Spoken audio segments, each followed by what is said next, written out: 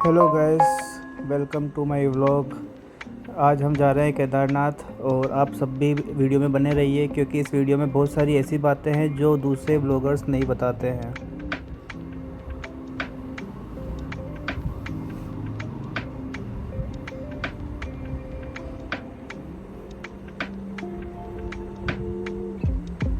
तो आप सभी को केदारनाथ यात्रा करनी है तो केदारनाथ धाम जाना है तो सबसे पहले आपको हरिद्वार पहुंचना होता है। तो हरिद्वार के लिए आप या तो आप कार से जा सकते हैं, बाई कार, या फिर आप हरिद्वार से बस ले सकते हैं। तो हेलो गाइस, जैसा कि मैंने आपको बताया था कि हम केदारनाथ जा रहे हैं एंड अभी हमने जो लिया हुआ है वो देहरादून वाला हाईवे है जो नया बना है 6 लेन, उससे जा रहे हैं। ज़्यादा ट्रैफिक नहीं है एंड रास्ता भी अच्छा है अभी तक तो हम यहाँ से सहारनपुर वाला जो रोड है वहाँ से कट लेके हरिद्वार जाएंगे। फिर हरिद्वार में हम स्नान करके एंड देन फिर नाश्ता वगैरह करके देन फिर आगे निकलेंगे केदारनाथ के लिए। तो हम आपको बताते रहेंगे एंड रास्ता कैसा है एंड क्या बोलते हैं मौसम कैसा रहेगा वो सब जानने के लिए आप वीडियो में बने रहिए। तो हरिद्वार के लिए हम निकले थे गाड़ी से एंड केदारनाथ तक हम गाड़ी से ही गए थे। तो रास्ता बहुत अच्छा था केदारनाथ तक का, तो कोई प्रॉब्लम नहीं आई गाड़ी से जाने में। तो हम हरिद्वार पहुँचे। हरिद्वार में हम रुके नहीं, हम ऋषिकेश में रुके थे। ऋषिकेश में हमने चोटी वाला है रामझूला के पास में, वहाँ पे खाना खाया था। वो आगे आप वीडियो में देखेंगे भी सही। एंड वहीं पर ही हमने ऐसा बोला जाता है कि केदारनाथ जाने से पहले गंगा जी पे स्नान करना पड़ता है। तो हमने गंगा जी में स्नान नहीं किया था, बस थोड़ा सा पानी से छींटे मार लिए थे। तो छींटे मारने के बाद हम आगे निकल पड़े थे। तो ये राम झूला वाला पार्किंग है जहाँ पे हमने अपनी गाड़ी खड़ी की थी, और ये राम झूला की पार्किंग के जस्ट नीचे ही जाके लेफ्ट हैंड साइड में चोटी वाला आता है, तो वहाँ पे हमने खाना खाया था।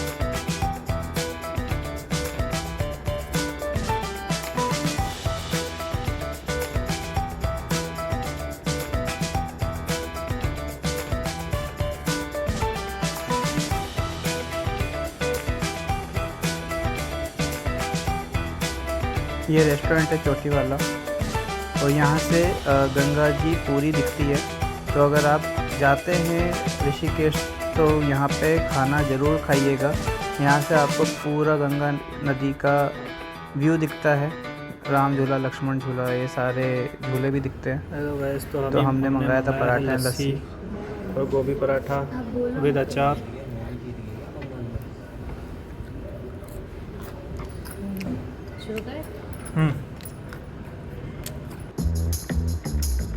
ब्रेकफास्ट करने के बाद हम निकल गए थे गंगा नदी जी के पास एंड वहाँ पे हमने थोड़ा सा स्नान किया एंड उसके बाद हम निकल चुके थे आगे की ओर। रास्ता जैसा आप वीडियो में देख पा रहे हैं, रास्ता पूरा ऐसा ही है केदारनाथ का, लेकिन थोड़ा सा बीच में पेच ख़राब होता है, बट वो पेच ओनली 100-200 मीटर का ही रहता है। बाकी पूरा रास्ता अच्छा है जैसा आप वीडियो में देख पा रहे हैं। व्यू जो थे रास्ते के बहुत ही अच्छे थे। कुछ जगह लैंडस्लाइड मिली थी बट वो इतनी ज़्यादा नहीं थी एंड उसके अलावा व्यू इतने शानदार थे, और जैसे जैसे आप आगे बढ़ते जाओगे व्यू अच्छे होते जाएंगे।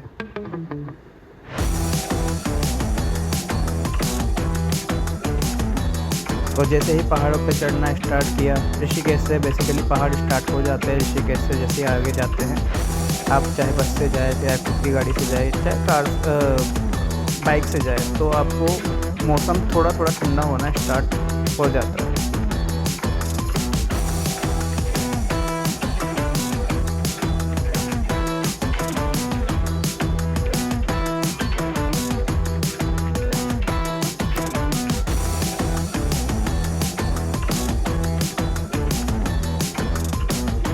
उसके बाद हम पहुँचे देवप्रयाग। हेलो गाइस, तो ये है देवप्रयाग। यहाँ और यहाँ पे दो भागीरथी नदियों का संगम है, एक है भागीरथी और एक है दो नदियों का अलकनंदा। संगम होता है। जो भागीरथी है और जो ये आई गेस बद्रीनाथ से आती है, नहीं सॉरी गंगोत्री से आती है, एंड अलकनंदा जो है वो केदारनाथ से आती है।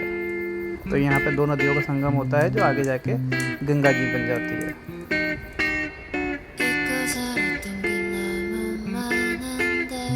यहाँ पे हम थोड़ी देर रुके, उसके बाद हम आगे की ओर निकल गए।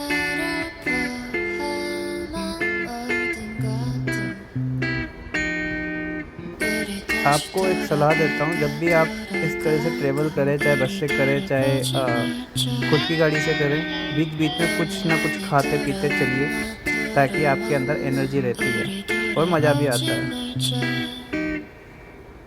चाहे वो हल्का फुल्का ही खाइए।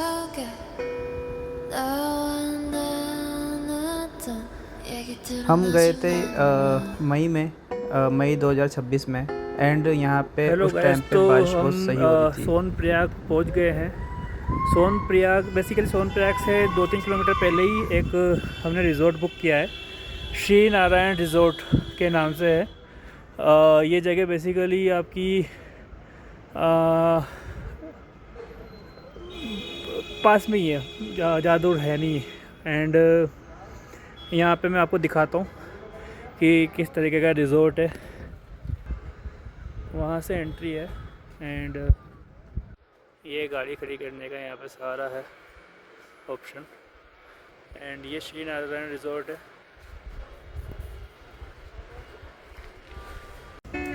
This is the contact details, you can check.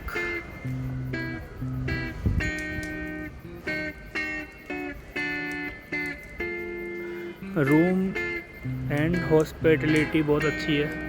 ये व्यू है यहाँ से, वो मेन रोड जा रहा है जहाँ से हम गौरीकुंड की तरफ जाएंगे मॉर्निंग में। तो मैं आपको दिखाता हूँ रिज़ॉर्ट।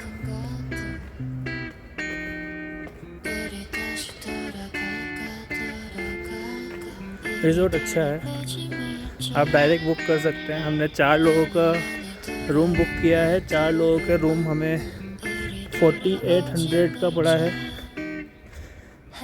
जिसमें ब्रेकफास्ट एंड डिनर इंक्लूड है चारों। तो ये इनका कैफेटेरिया एरिया है।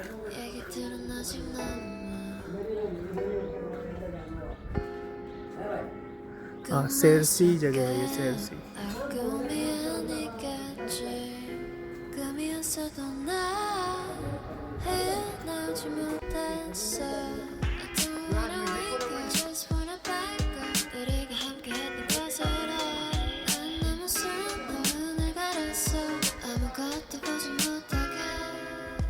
ये रूम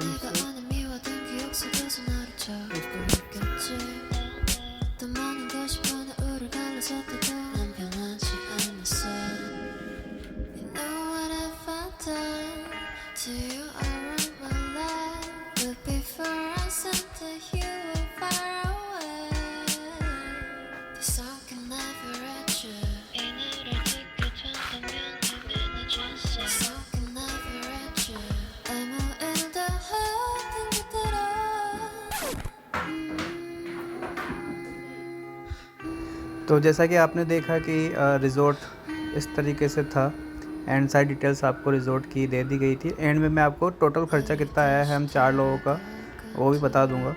तो ये इस टाइप का नाइट व्यू था रिज़ॉर्ट का। रिज़ॉर्ट अच्छा था, और यहाँ पे जो हमारा प्राइस था रिज़ॉर्ट का 4 लोगों का अराउंड 4800 था, जिसमें डिनर इंक्लूड था चारों का। डिनर एंड ब्रेकफास्ट इंक्लूड था, और रोटी और 2 तरह की सब्ज़ी, दाल चावल, ये सारा इसमें इंक्लूड होता है। देन वहाँ से हम आते हैं, ये सीतापुर पार्किंग है। सीतापुर पार्किंग में गाड़ी खड़ी करनी होती है। बस भी जो भी आती है वो भी यहीं तक ही आती है, सीतापुर पार्किंग तक। उसके बाद आपको लाइन लगानी होती है। तो यहाँ पे बेसिकली 4 जगह लाइन लगती है पूरे केदारनाथ तक पहुँचने के लिए। तो बेसिकली फ़र्स्ट लाइन ये होती है जहाँ पे आपको लाइन में लग के आपके जो रजिस्ट्रेशन करवाया होता है आपने ऑनलाइन या ऑफलाइन जो भी होता है वो दिखाना होता है। तो पहली लाइन उसकी होती है, ये भी अराउंड अच्छी होती है। फिर सेकंड लाइन ये वाली है जो हम जा रहे हैं, ये शटल की होती है जो आपको बेसिकली गौरीकुंड तक के लिए शटल मिलती है। शटल बेसिकली जिप्सी होती है, उसके लिए एक अराउंड 1 किलोमीटर की लाइन होती है, जिसके लिए थोड़ा चलते अराउंड आधा घंटा तो यहाँ पे भी आपका लगेगा। तो ये ब्रिज को क्रॉस करते ही आपको शटल सामने ही दिख जाएगी। लेफ्ट हैंड साइड में वो देखिए सामने शटल का है, जहाँ पे जिप्सी वगैरह सारा आपको मिलता है। तो बेसिकली सोनप्रयाग से गौरीकुंड तक के लिए जिप्सी मिलती है अराउंड 3-4 किलोमीटर, जिसका 50 रुपये पर पर्सन प्राइस होता है।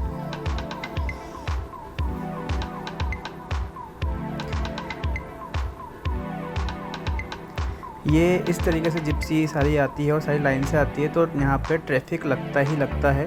तो अगर आपको जिप्सी वाले से पूछते रहिए, अगर आधा किलोमीटर बचा है और इस तरह से लाइन लगी हुई है तो आप जिप्सी से उतर के पैदल ही चले जाइए, नहीं तो वो 2 घंटे जिप्सी में ही ख़राब हो जाएंगे आपके। उसके बाद हमने चढ़ाई स्टार्ट की एंड हम जब ऊपर पहुंच गए तो ये इस तरीके से ऊपर का नज़ारा है। रास्ते में घोड़े, खच्चर और इतने परेशान करते हैं खच्चर वाले कि आप तंग आ जाओगे। सेकंड लाइन यहाँ लगती है जहाँ पे आपको एक टोकन मिलता है। तो टोकन की लाइन होती है, वो बेसिकली जल्दी से मिल जाता है, आपको अपना रजिस्ट्रेशन दिखाकर टोकन मिल जाता है। टोकन के बाद ये लाइन लगती है।